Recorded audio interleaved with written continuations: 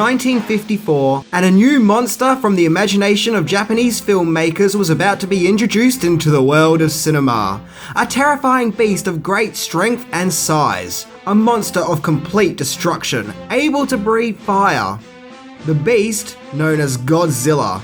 One of the greatest cinematic monsters of all time. A fictional creation that has become an international pop cultural icon. It was in the very first movie in the mid-50s, where we see this reptilian sea monster get woken up due to nuclear testing. Where we learn Godzilla doesn't like getting woken up too early from his naps. Where the bad-tempered beastie proceeds to wreak havoc in Tokyo. And from then on, Godzilla has been here to stay, as people can't seem to get enough of seeing Godzilla destroy stuff while battling other giant-sized monsters. There have been many Godzilla films, some great, some weird, some just downright awful, while others have been truly memorable. But no matter what incarnation Godzilla takes, whether it's an animated series, an American remake, or the original movie, one thing is for sure: Godzilla is here to stay. So today we are going to be exploring some of the behind the scenes of the greatest movie monster of all time, by looking into 10 things that you probably didn't know about Godzilla. So get ready to call up your lawyers over all the property damage that'll no doubt ensue as we look into the legend that is Godzilla. Godzilla! Number 10. On-set fire accident.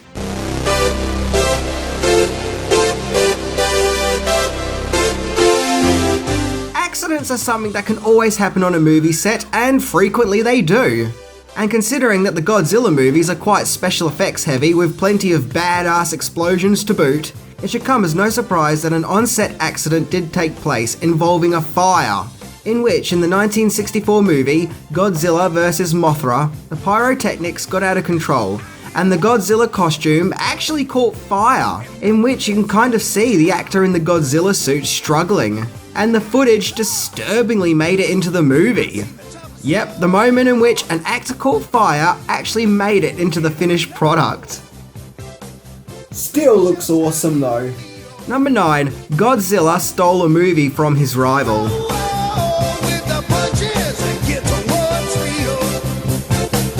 From one legendary movie monster to another, fans were treated to a cinematic smackdown of Godzilla fighting another monster icon, King Kong.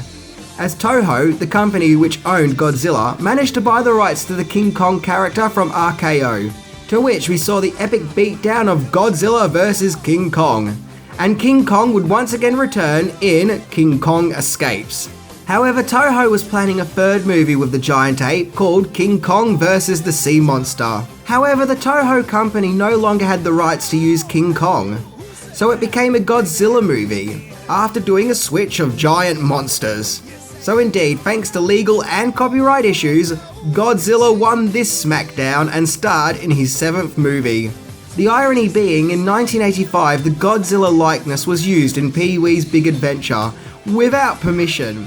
So the Toho company sued Warner Brothers.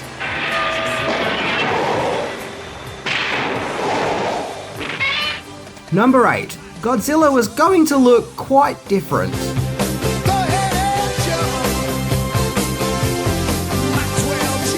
We all know the iconic Godzilla look. Well, except for the geniuses who made that god-awful 1998 remake. They clearly don't know what Godzilla looks like.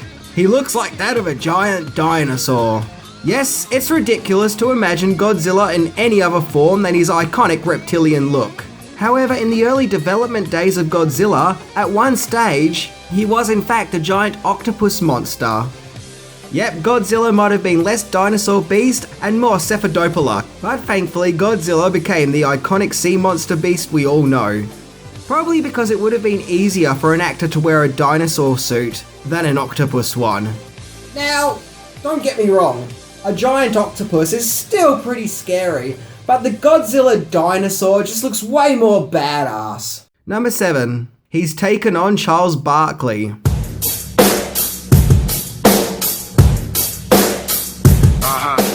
Yeah, without a doubt, the Godzilla mythos can be pretty strange to say the least. And nowhere is this more evident than in 1992, when Godzilla took on basketball star Charles Barkley.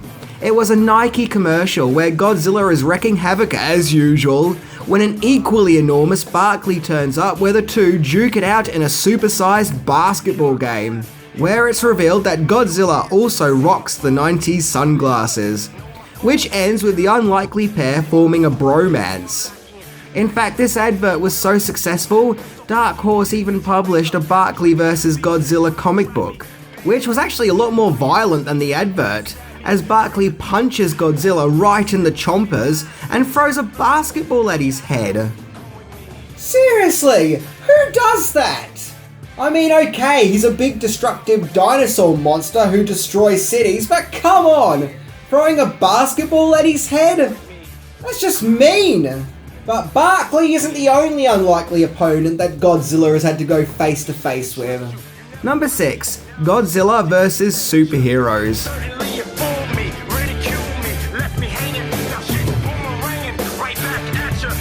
In the late 60s, during the production of the Batman TV series, there was discussions to have Adam West's Batman take on the fearsome reptile, but sadly it never happened, which is a great shame as that would have been awesome. However, it's not all bad news as Godzilla would get his own Marvel comic, published from 1977 to 1979. The comic series would see the Beast with a love of destroying cities go against the Avengers.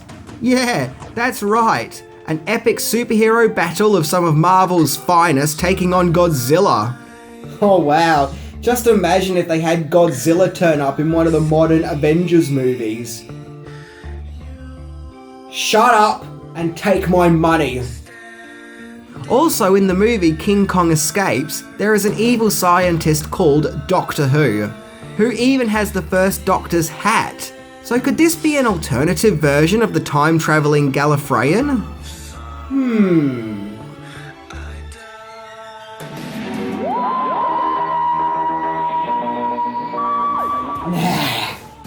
Number 5. Godzilla became a PSA figure.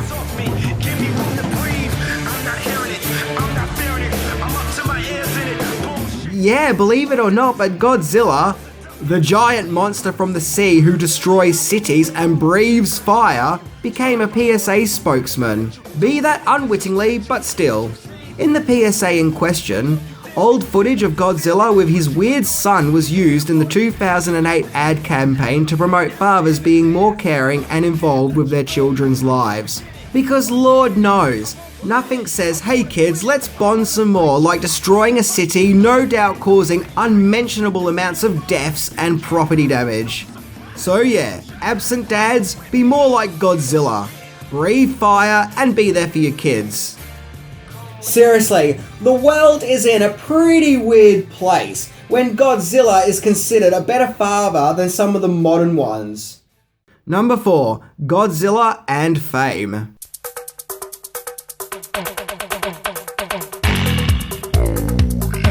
Considering that Godzilla has been around since 1954 and has starred in many movies in many variations, it's no wonder that the ill-tempered beast has become quite the superstar over the years, earning him great accolades and achievements in which Godzilla would be given a celebrity treatment as you would expect from any other movie star.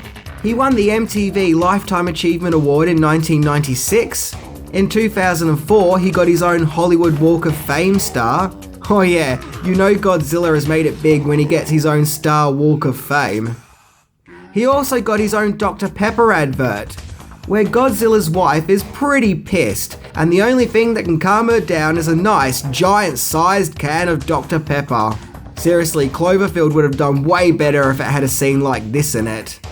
And of course, Godzilla even had his own Snickers advert, where we learn that not only is Godzilla king of the monsters, but he's also king of the babes. How do you Godzilla! And in an advert for his Fox Kids cartoon show, we actually see him eat a kid. Holy shit! Because nothing says fun, safe children's entertainment like a child getting brutally eaten. Yeah kids, You better watch this show, otherwise Godzilla is totes going to eat you. Number 3. Creation of his roar.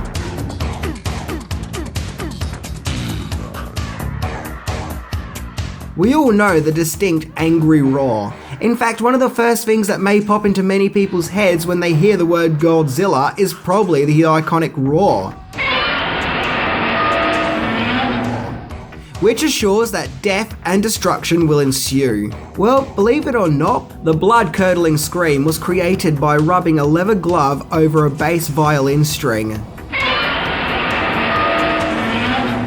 Yep, something as simplistic and as easy as that created one of the most iconic roars and sound effects in general in the history of movies. Not bad if you ask me. Number 2. The secrets of his name.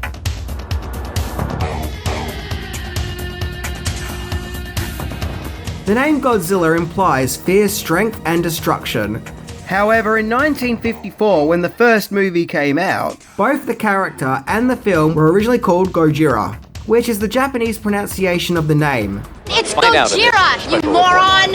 But there is actually an interesting story behind this name. The word Gojira is an amalgamation of the Japanese pronunciation of gorilla, which is Gorira, and whale, which is Hujira. So combining the two words together create a word that would have implied beast with great size and mass. And it did so with flying colours. So, in a weird way, does that make Godzilla a whale and gorilla hybrid? And if so, how the hell did that courtship happen? Ugh. Number 1. Godzilla was born out of a new real-life fear at the time.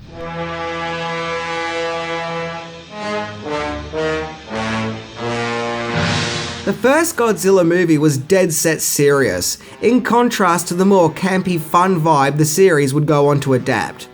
The first movie had no fun playful scenes of Godzilla Jr., as Godzilla was a metaphor for the atomic bomb. He represented a new fear at that time, a great destructive force which would no doubt cause total cataclysm. Keep in mind that Godzilla was released less than 10 years after the bombings of Hiroshima and Nagasaki. So naturally, such catastrophes would have been fresh in the minds of the Japanese culture. So out of a real-life tragedy grew one of the most legendary and most famous movie monsters of all time. Well, ladies and gentlemen, and giant sea monsters, that was my look into the legend of Godzilla, one of the most celebrated mythoses in pop culture. And may he continue to entertain audiences while destroying shit forevermore. Anyway, I'm Minty, and... see ya.